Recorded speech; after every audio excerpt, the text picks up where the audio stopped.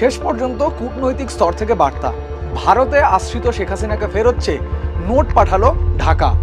বাংলাদেশের অন্যতম সংবাদ মাধ্যম প্রথম আলো প্রকাশিত খবর অনুযায়ী ভারতকে কূটনৈতিক বার্তা দেওয়ার কথা জানিয়েছেন অন্তর্বর্তী সরকারের পররাষ্ট্র উপদেষ্টা তৌহিদ হোসেন।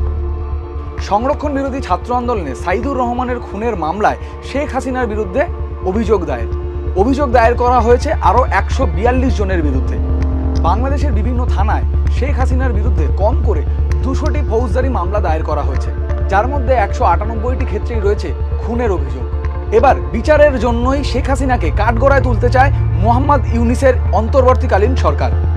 5ই আগস্ট আওয়ামী লীগ সরকারের পতনের পর দেশত্যাগ করেন শেখ হাসিনা। তার 140 দিন পর শেখ হাসিনাকে দেশে ফেরাতে পদক্ষেপ করল বাংলাদেশ।